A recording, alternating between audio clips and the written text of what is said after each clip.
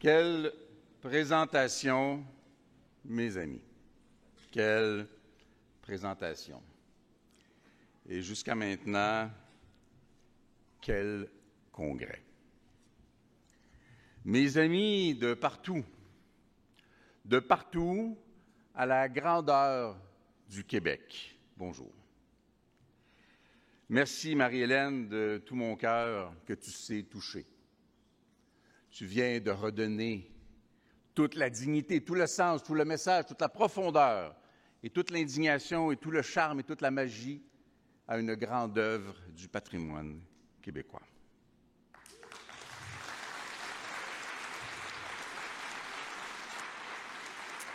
Merci, Daniel, mon chum. Pas comme dans Un chum, c'est un chum, mais mon chum. Je ne te savais pas la capacité d'être nerveux. J'ai senti un petit peu de ça, là. Merci à l'ami Paul Pichet, à qui j'ai demandé le droit d'utiliser sa magnifique chanson « Voilà ce que nous voulons » pour mon entrée ici ce matin et qui m'a gentiment dit oui. Ce n'est pas un hasard que nous ayons choisi la version qu'il interprète avec Marie-Hélène Thibert. Mes amis, aujourd'hui est un jour particulier au cœur d'une année particulière. Nous sommes au cœur de la fin de semaine qui célébrera la Journée nationale des patriotes instaurée par Bernard Landry.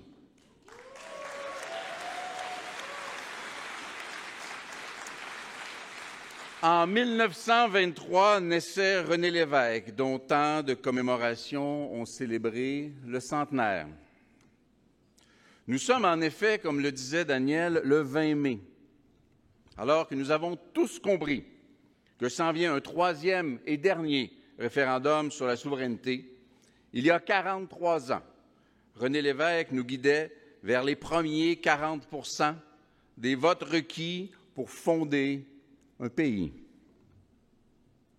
En 1993, il y a 30 ans, le Bloc québécois écrivait en bleu une page d'histoire en s'engageant dans sa première élection générale sous la direction du très grand Lucien Bouchard.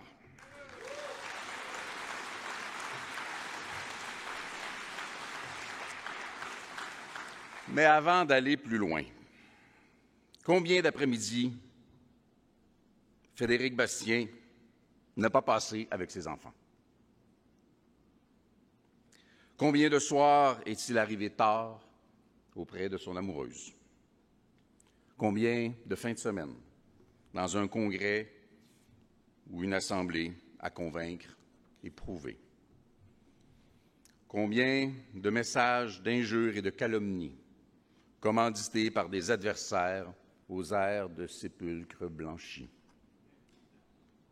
Nous devons tout ça à Frédéric Bastien, qui, à tout juste 53 ans, nous a tous quittés, enfants, amoureuses et amis militants du pays. Il avait le droit de croire qu'il le verrait, le pays. Nous avons le devoir de le faire pour lui.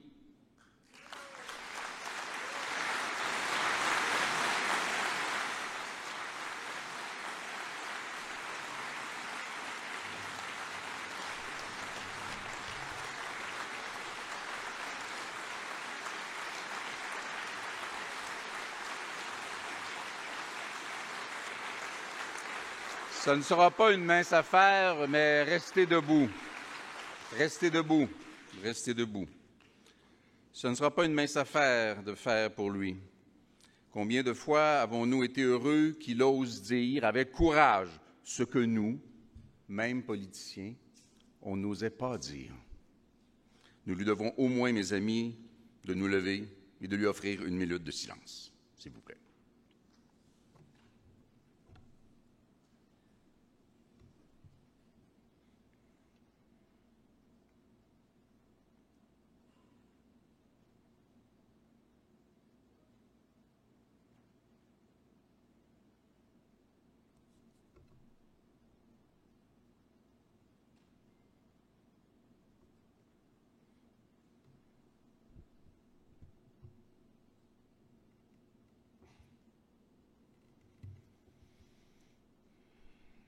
Merci.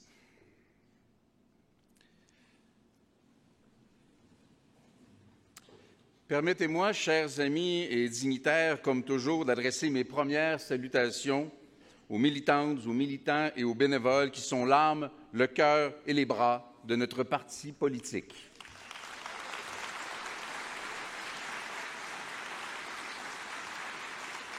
Vous composez le plus grand rassemblement de militants indépendantistes qu'on ait vu depuis un très long moment.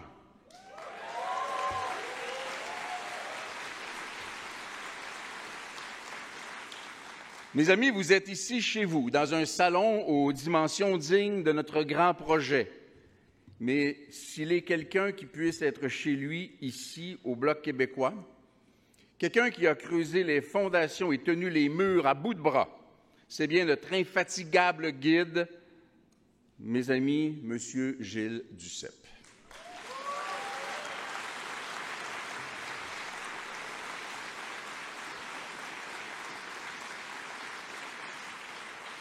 Je veux saluer de façon particulière la présence d'amis du Bloc québécois dans la salle, amis d'autres nations en lutte pour leur autodétermination. Madame Mona Abouamara, représentante, non, ambassadrice de Palestine au Canada, aujourd'hui représentante du grand peuple palestinien auprès de leurs amis du Québec.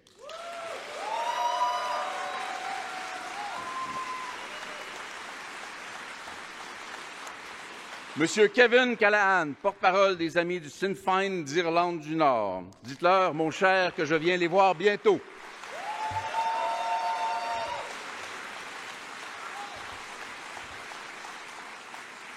Et mon ami depuis environ un an, M. Ferhat Mehini, président du gouvernement provisoire de Kabylie en exil.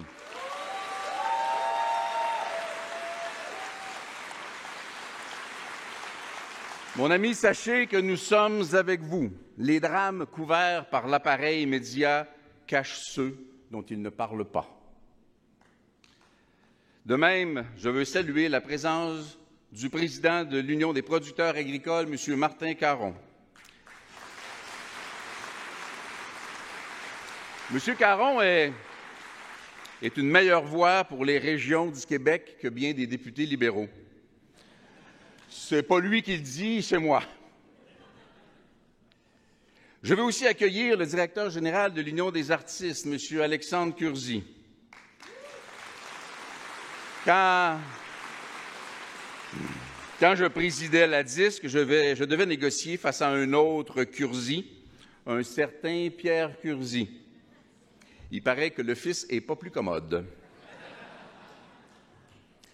Après l'adoption des améliorations à la loi sur la radiodiffusion et l'excellent travail de Martin Champoux, qui nous accueille, on est fiers de la collaboration avec l'Union des artistes.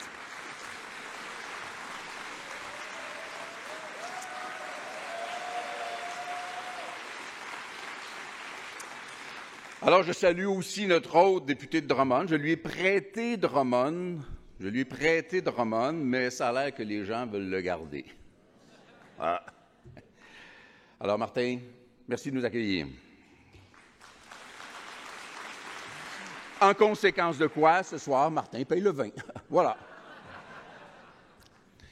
Je ne sais pas si je suis un entraîneur pas pire, mais je peux me vanter d'avoir été un sacré bon recruteur de joueurs étoiles.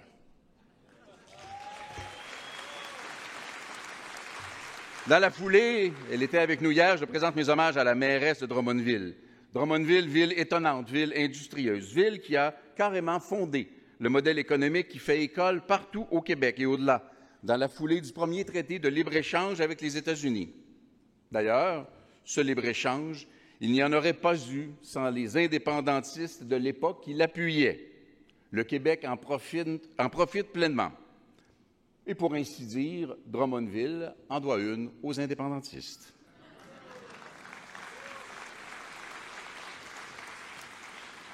Parlant de Drummondville, je suis moi-même originaire de Drummondville et j'en suis très fier. Ça me permet de régler quelques petites choses. D'abord, la poutine a été inventée à Drummondville. Ah. La légende veut que ce soit un accident dans l'assiette, mais bon, l'accident vient de Drummondville. Ensuite, j'ai eu le grand bonheur de représenter Drummondville non seulement à l'Assemblée nationale du Québec, mais aussi au Conseil des ministres. Et aujourd'hui, vous me permettrez de me vanter un petit peu. J'ai obtenu le financement de Québec pour, en 1 an et demi, une aile d'hôpital qui est le seul bout de l'hôpital qui tient encore debout à Drummondville, une bibliothèque municipale, un campus universitaire et ce centre de congrès.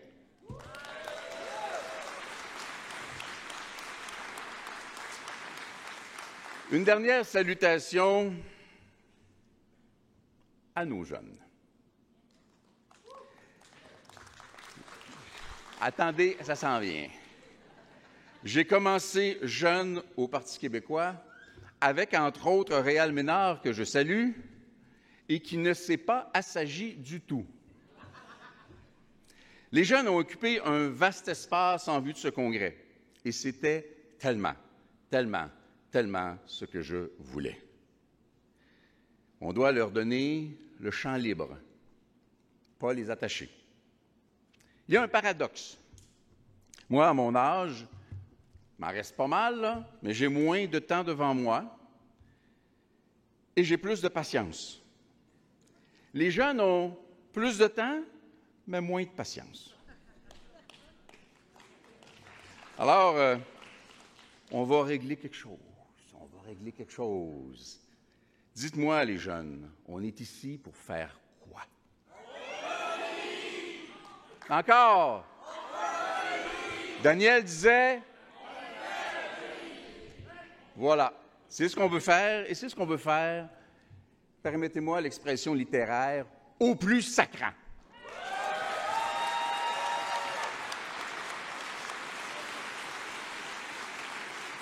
Ou comme disait l'ami Daniel, la province, ça va faire. S'il vous plaît, j'aimerais que les anciens députés du Bloc québécois qui sont parmi nous se lèvent.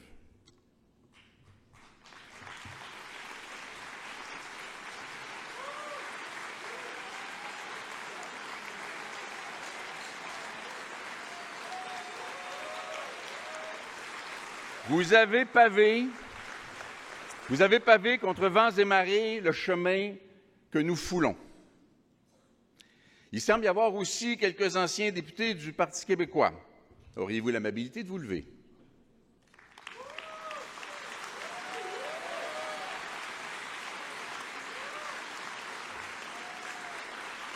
D'ailleurs, Stéphane Bergeron est un ancien député péquiste. Alain Terrien est un ancien député péquiste. Luc Thériault est un ancien député péquiste. Et moi aussi, je suis un ancien député péquiste. 4 anciens députés péquistes au sein du caucus du Bloc québécois. On est bloquiste et on est péquiste. Et vous savez quoi? Pour nous 4, c'est pas une nouvelle. Merci d'être parmi nous. Vous savez quoi? Nous ne sommes pas la totalité des souverainistes.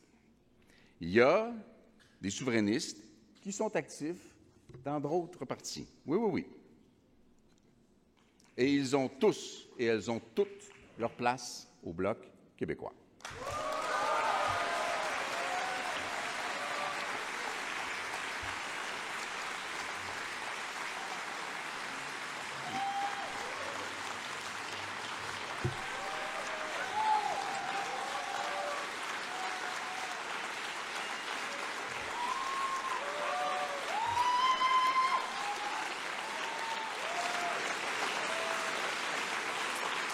Le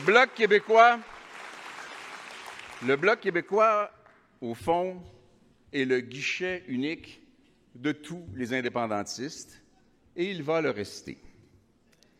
Il y a des souverainistes qui travaillent ailleurs que dans les partis politiques.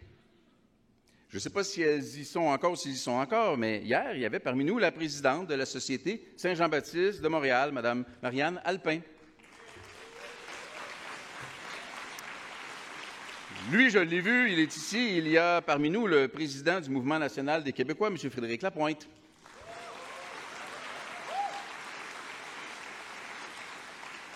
Il y avait, je ne sais pas si elle y est encore, il y avait même une ancienne présidente du Forum jeunesse du Bloc québécois, maintenant présidente du Oui Québec, notre amie Camille Goyette-Gingras.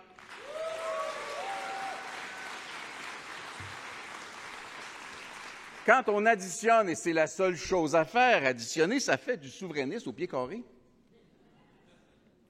Et il en faudra. Il en faudra.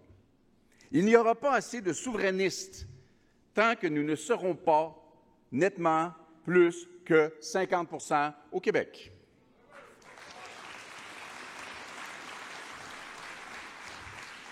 Mais dans le fond,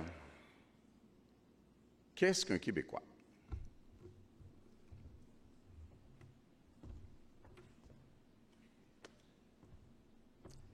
Quelqu'un qui vit là-dedans, c'est un Québécois.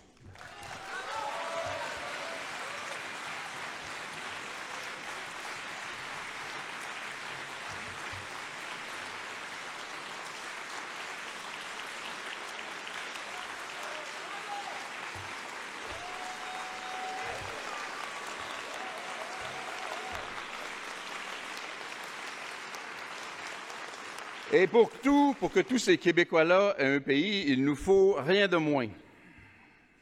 Nous ne devons nous contenter de rien de moins qu'une véritable chance crédible. Une véritable chance crédible que le prochain gouvernement du Québec adhère à l'idée de souveraineté.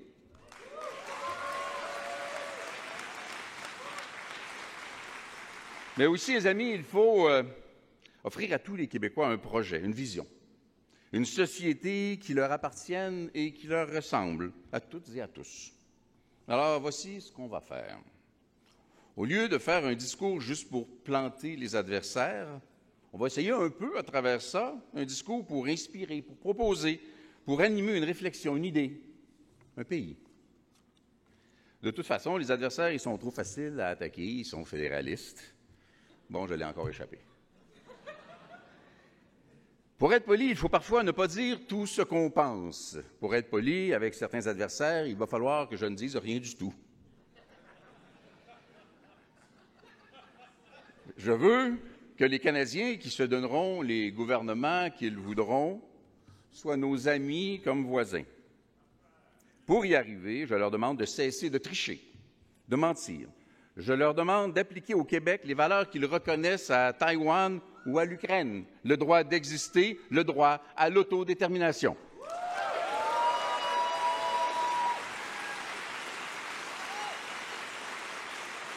À ce prix, mes amis, nous serons d'excellents voisins. Sans tricher, sans mentir, sans notre argent, sans les tribunaux. Sans monarchie. Avec le plus grand sérieux du monde, mais tout le plaisir que ça implique, pourquoi ne pas prendre la moitié de notre vie pour rêver et l'autre moitié pour réaliser les rêves? J'ai envie de parler de toutes. Imaginez, le Québec est le pays le mieux placé au monde pour remplacer les énergies sales par les énergies propres. On peut le faire. On a la puissance de la nature pour nous, l'eau, le vent, le soleil, le bois. Pendant ce temps, des milliards de notre argent s'en va dans le pétrole parce qu'Ottawa est prêt à tout sacrifier au lobby du pétrole. Parce que le Canada est une pétromonarchie, comme le disait Alain. Une pétromonarchie. D'ailleurs, je soupçonne Alain d'être un petit peu jaloux de Charles. Les collègues vous le diront. À chaque bon coup d'Alain Terrien, il se lève et demande autour « C'est qui le king? C'est qui le king? » Et il répond lui-même « C'est moi le king. »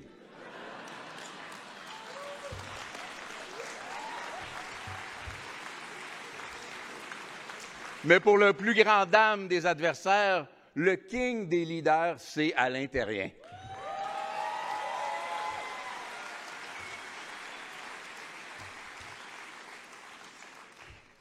On a un verre commun. Marie-Hélène, Daniel, à votre santé.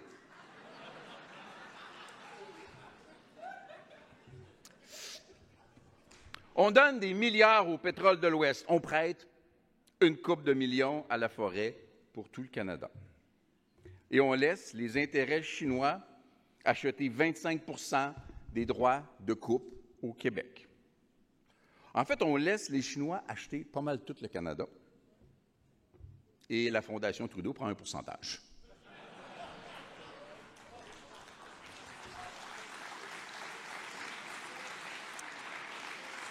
On est prêt, à Ottawa, à sacrifier les pêches du golfe du Saint-Laurent, des îles de la Madeleine et de la Gaspésie et de la Côte-Nord pour garder ouvertes des eaux qui devraient être protégées, mais dont les pétrolières veulent pour aller forer, exploiter ou transporter du pétrole.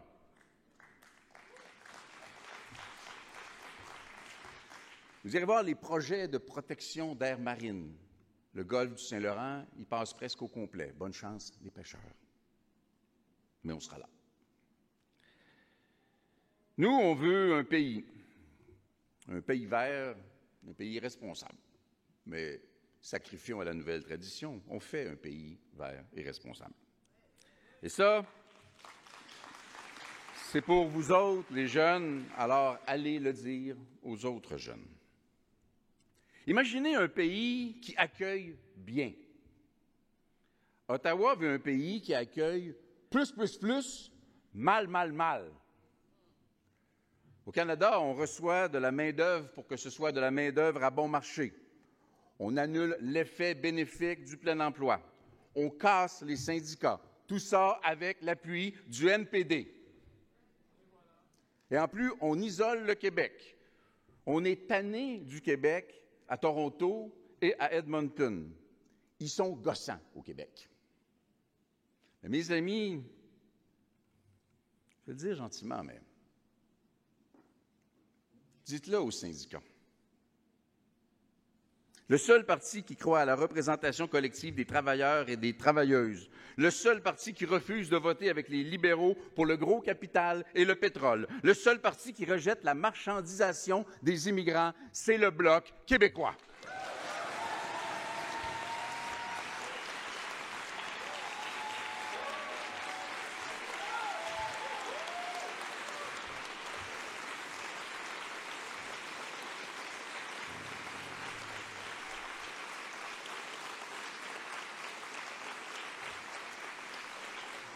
Bien recevoir, n'est-ce pas assurer le bonheur aux gens qui, souvent, sont contraints de partir de là où ils vivaient, pour des raisons de sécurité, des raisons de persécution, des raisons de sexisme et de discrimination, des raisons de climat, oui, des raisons de climat, et ce sera de plus en plus le cas, des raisons de pauvreté, de misère, de détresse, des raisons de violence et de guerre. Bien recevoir, c'est offrir la chance d'une vie meilleure. Une vie meilleure, c'est la santé, c'est l'éducation, ce sont les services de garde, le filet social, les arts et la culture. Une vie meilleure, c'est un travail décent, un diplôme reconnu, au besoin une formation d'appoint. Tout ça, mes amis, c'est la juridiction du Québec. Et pour tout ça, une vie meilleure au Québec, ça prend l'outil de base. Notre première responsabilité pour que quelqu'un vive et soit heureux au Québec, et cet outil de base et ce devoir fondamental, c'est de leur permettre d'apprendre rapidement et de vivre en français.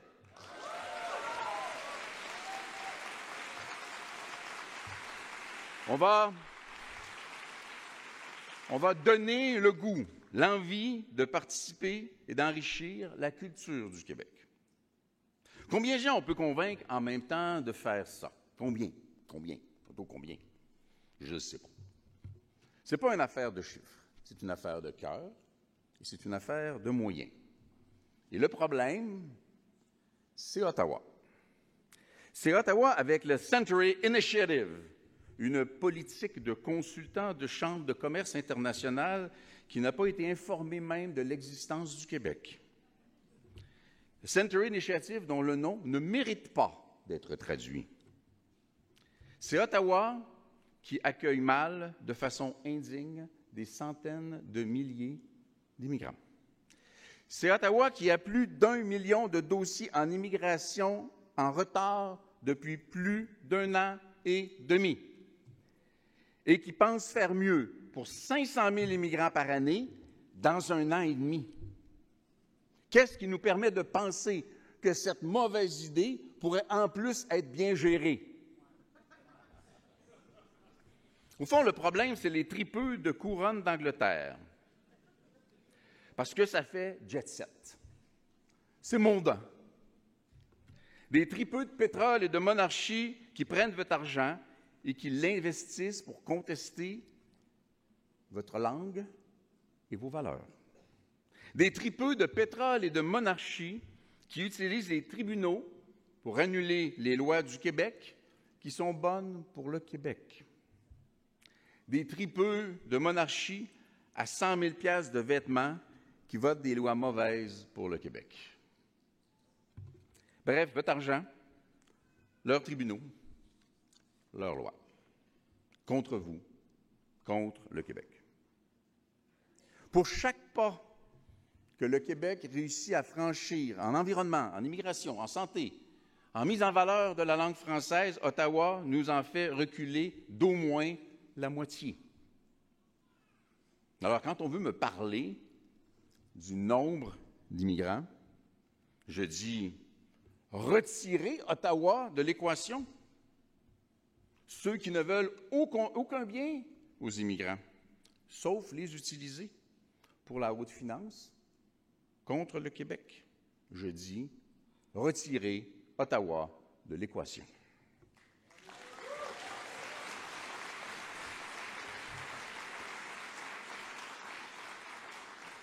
Et on sera capable de mieux recevoir davantage de nouveaux Québécois.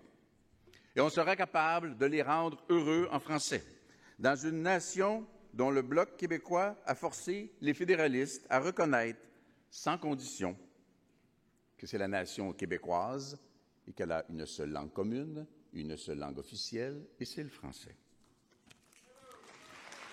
Qui ose encore douter de la nécessité du Bloc québécois, à part les fédéralistes? Je pense qu'ils n'en doutent pas, mais que ça les dérange. Le Bloc québécois est aussi le principal rempart pour qu'en dehors du Québec subsiste et vive une francophonie vibrante et dynamique. Ne nous y trompons pas. La loi sur les langues officielles du Canada ne sert pas le Québec. La loi sur les langues officielles du Canada soutient les francophones en dehors du Québec et les Acadiens de façon plutôt raisonnable. Mais vous savez quoi? Jamais la loi sur les langues officielles ne soutient les Acadiens et les francophones hors Québec à la hauteur des privilèges que la société québécoise accorde à sa communauté anglaise historique.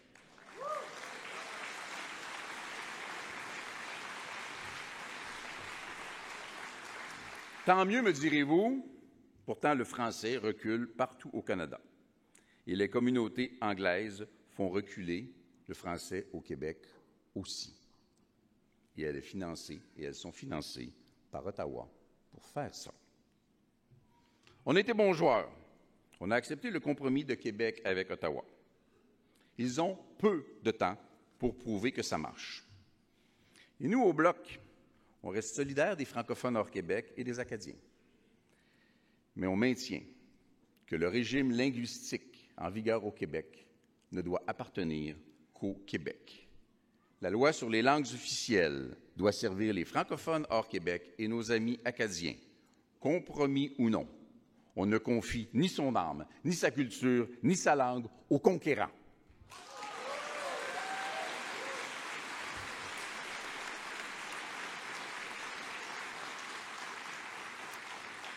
Le Bloc québécois et le Parti québécois proposent et affirment que le Québec et ses citoyens de toutes origines, y compris les Premières Nations sur le territoire, se porteraient mieux si le Québec détenait tous les attributs de la souveraineté. L'indépendance. Le Bloc québécois est, comme je disais, le guichet unique de l'indépendance. Un seul parti qui empêche Ottawa de détruire tout ce que fait Québec. Un seul parti où tous les indépendantistes se retrouvent. Il y a au Québec des électeurs de tous les partis à l'Assemblée nationale qui votent pour le Bloc québécois à Ottawa. Bon, peut-être un peu moins au Parti libéral. Mais il n'y a pas beaucoup de francophones qui votent pour le Parti libéral du Québec, point. Et nous avons le devoir d'accueillir quiconque veut voter pour le Bloc québécois. Il y a au Bloc québécois des militants actifs qui, au niveau québécois, sont actifs dans tous les partis, sauf peut-être encore chez les libéraux du Québec. Et nous avons le devoir de les accueillir toutes et tous. Lorsque se mettra en branle la prochaine campagne référendaire, la dernière, sur scène et dans les rues, il y aura des péquistes, des bloquistes, des solidaires, des caquistes, et on y a même déjà vu des libéraux. Et c'est la seule façon de gagner.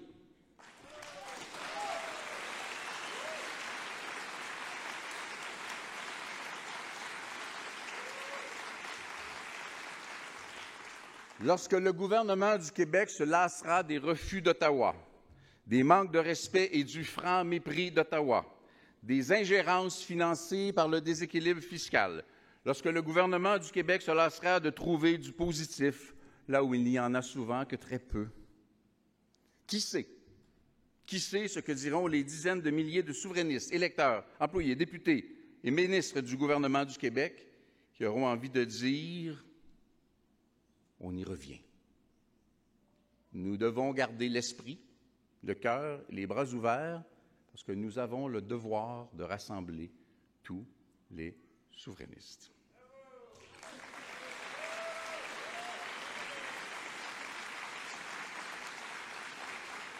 Ces années en politique, dont on dit qu'elles sont des éternités, de ces années où tout vire de bord et dont Gilles nous parlait hier, il n'en reste plus que 3 avant la prochaine élection à Québec. Mes amis, tout se peut. N'acceptons rien, rien de moins que les choix lucides, clairs et rassembleurs, rien qui s'arrête à mi-chemin. Il y a une histoire bien connue selon laquelle le grand Jacques Parizeau serait parti à Banff, au Canada, en fédéraliste bon ton. Il en est revenu indépendantiste.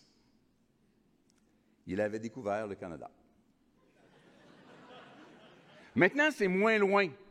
Venez à Ottawa, c'est juste à côté, ça fait la même affaire.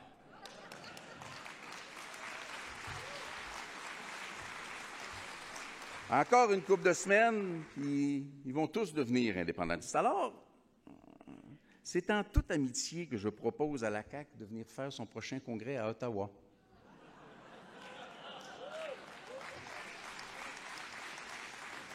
On fait l'indépendance 2 mois après, mais il y a des gens qui disent que Westmount NDG, ça ferait la même affaire. Militantes et militants, soyons ce refuge de cohérence qui défend et fait des propositions pour le Québec. Et comprenons bien que, même si nous sommes des souverainistes de tous les horizons, notre véhicule à Québec, le seul parti qui fait de l'indépendance l'enjeu de son existence même, c'est le Parti québécois.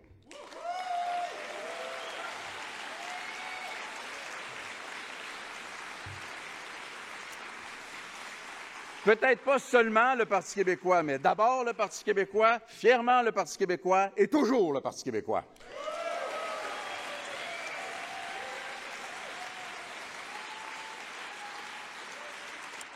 Quand on questionne un peu bêtement l'utilité du Bloc québécois, je me dis que seuls ses adversaires multiculturalistes et anglophones et pétroliers du Bloc québécois en questionnent la nécessité. Mais voyons plutôt. Les villes du Québec et du Canada, on a le droit de rendre service, deviendront bientôt plus sécuritaires. Pas parfaites, mais plus sécuritaires. Les chasseurs sportifs ne craindront pas, pour autant, de ne pouvoir pratiquer librement leur sport. Dans la loi qui contrôlera les armes à feu, on ne parle plus d'armes de chasse. La loi allant bannir les armes d'assaut est 1000 fois ce qu'elle était au début. Ça a été long. Ça a été dur, ça a été compliqué, mais ce véritable exploit pour les femmes du Québec, le besoin de se sentir davantage en sécurité, nous le devons au travail proprement extraordinaire de Christina Michaud.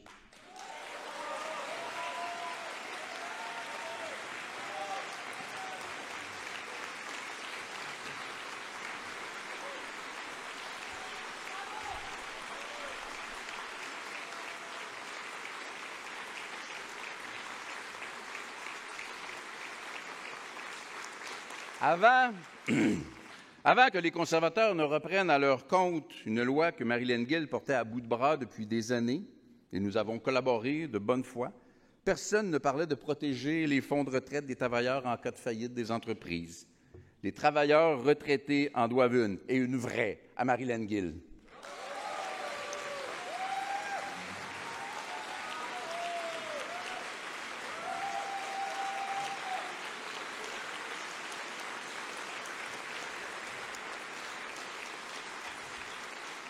Les agriculteurs, les producteurs de lait, d'œufs et de volailles du Québec et du Canada voyaient une partie de leurs affaires sacrifiées dans de mauvaises négociations commerciales, un traité après l'autre. Au Canada, on ne cédait pas sur la gestion de l'offre jusqu'à ce qu'on cède sur la gestion de l'offre. Encore et toujours. Mais ce sera bientôt fini. Tout le monde a promis de soutenir jusqu'au bout le projet de loi qui protège une fois pour toutes la gestion de l'offre. Réalisez-vous ce que Yves Perron vient de réussir là. Bravo, mon ami.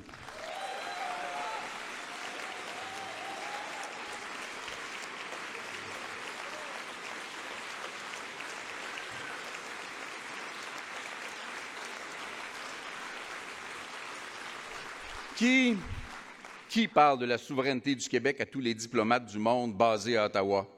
Le Bloc québécois et Stéphane Bergeron.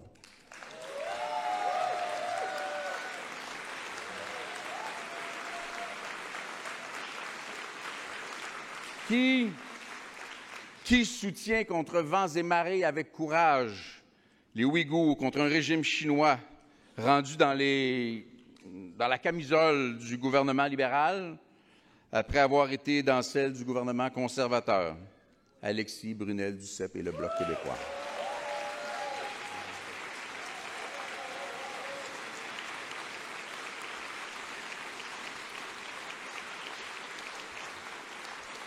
Qui est l'allié des peuples de Kabylie, de Palestine, de Catalogue, d'Écosse, d'Irlande du Nord, du Kurdistan, du grand peuple de Taïwan qui se revendique du droit à l'autodétermination? C'est encore et c'est toujours le Bloc québécois.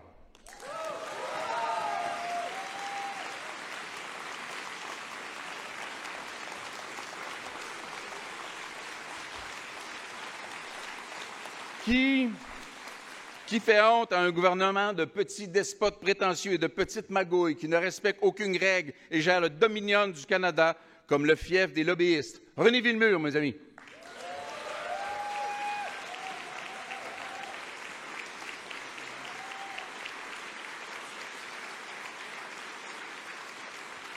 Qui se bat avec un acharnement sans pitié pour les aînés du Québec, et tant mieux pour ceux du Canada, que le Canada discrimine de façon systémique l'immensément redoutable Andréanne Larouche.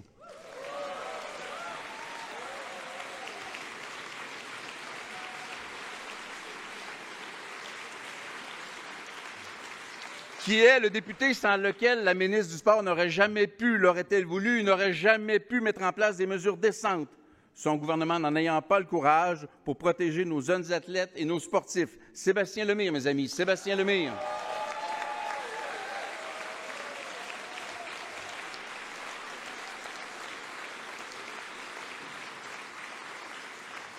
Qui ramène sous les feux de la rampe et dénonce l'arme suprême du fédéralisme centralisateur qu'est le déséquilibre fiscal? Jean-Denis Garon.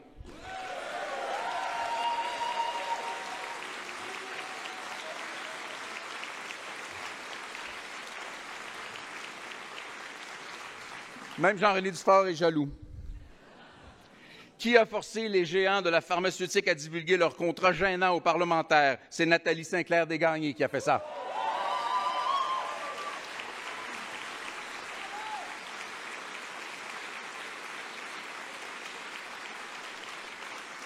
Qui met en lumière chaque jour l'énorme hypocrisie d'un ancien militant écologiste, aujourd'hui l'accessoire du pétrole, du nucléaire et de l'affaiblissement de la biodiversité. On l'a tous déjà encouragé. Il croyait dévorer le dragon de l'intérieur, le dragon pétrolibéral l'a digéré depuis longtemps.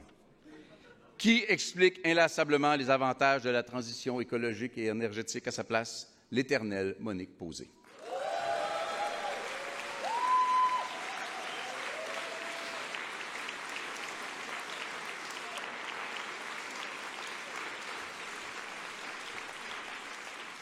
Qui est le plus tannant en chambre avec notre leader, le King Alain Terrien?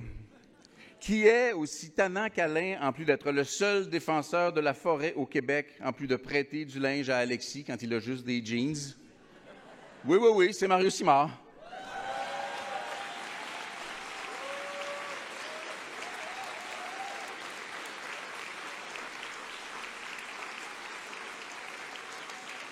Qui garde cette bande de surdoués en rang serré et heureux? C'est ma whip préférée de tous les temps, Claude de Bellefeuille.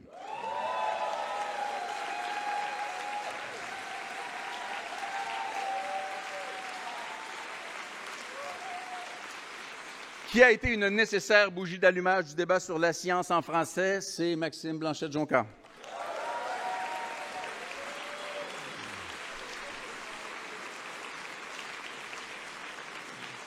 Qui est le seul adulte dans la pièce pour faire face aux compagnies aériennes ou aux ferroviaires irresponsables qui ont fait souffrir les gens de Lac-Mégantic depuis 10 ans?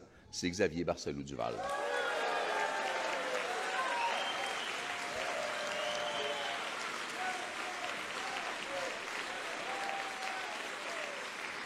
Vous savez, j'ai envie de nommer tous les députés. Je ne peux pas nommer tous les députés. J'aime tous les députés. Nous sommes une gang absolument extraordinaire.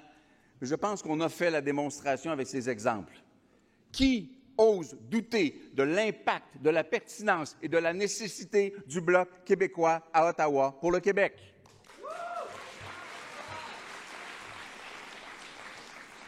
Il y a un petit gaspillage là-dedans. Mes amis et collègues députés, vous seriez une équipe apte demain à gouverner. À gouverner. Mais nous nous consacrons à faire en sorte que d'autres le fassent et que d'autres nuisent le moins possible au Québec. Pour ne pas avoir gaspillé ce talent, cet engagement de mes collègues députés, nous avons une idée pour vous, pour le Québec, pour les Québécois, tous les Québécois. Un pays, se donner un pays, faire un pays. Nous, les 32 députés, nous ne sommes là que pour ça. Mes amis, je crois que la finalité naturelle de l'affirmation d'une nation québécoise lors de la Révolution tranquille, c'est la souveraineté.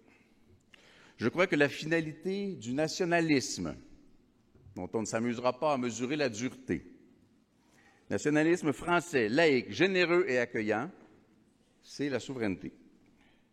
Je crois que la seule façon d'être ce modèle que nous avons le devoir d'être pour le monde en matière de transition écologique et énergétique, parce que nous en sommes capables, c'est la souveraineté.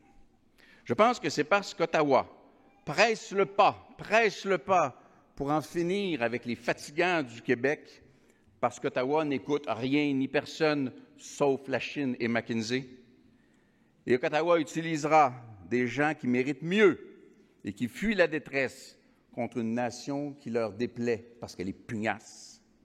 Je pense que ça presse. Paul a raison, il faut faire l'indépendance et il faut la faire vite. Mes amis, nous serons les leurs amis, au Canada aussi, mais seulement d'égal à égal. Je le dis et l'explique aux amis Français de France, aux alliés américains, aux partenaires allemands, aux Taïwanais inquiets, aux Africains qui portent l'avenir du français sur la planète, aux amis d'Amérique latine si proches de nous, de cœur et de culture. Le Québec a sa place à la table des nations. Avant de vous abandonner à vos travaux pour un meilleur pays, merci à l'organisation et à la permanence. C'est extraordinaire ce qu'on vit ici.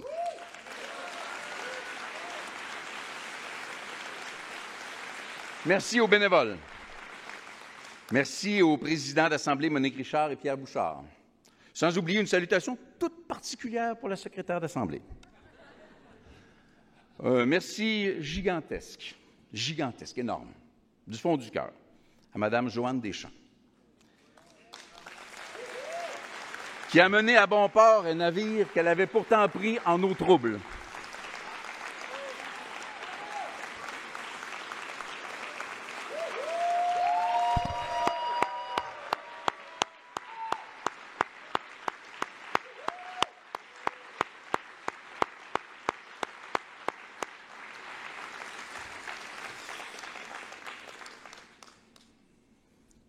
Je me les suis gardés pour la fin. Merci à mon ami Paul. C'est à ton tour de nous inspirer. Merci. Merci pour leur présence à mes amis personnels, Pascal Bérubé et Joël Arsenault, qui y étaient hier. La tournée passe dans vos régions cet été. Merci à Gilles Duceppe. Gilles a fait de grandes choses. Il reste du travail à faire, en particulier avec son fils. Mais il a fait de grandes choses et le Québec les lui devra toujours. D'ailleurs, Alexis, Yolande veut que tu changes tes lunettes et elle veut que tu essaies les miennes. Ça va passer le message. Merci, tout singulier. Vous savez quoi? Pauline Marois a été ma première ministre. Pauline Marois est encore ma première ministre. Pauline sera toujours ma première ministre.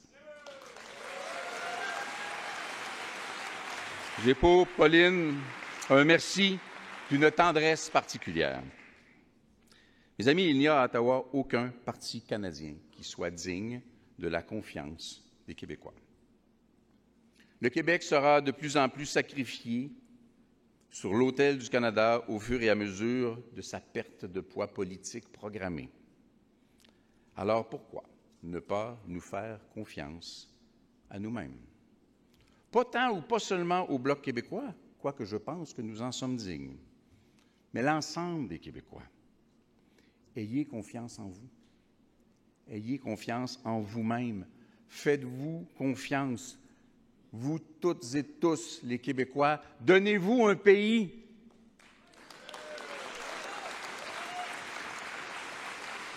Donnez-vous un pays à la grandeur du Québec et donnez-vous un pays à la grandeur du Québec. Merci beaucoup.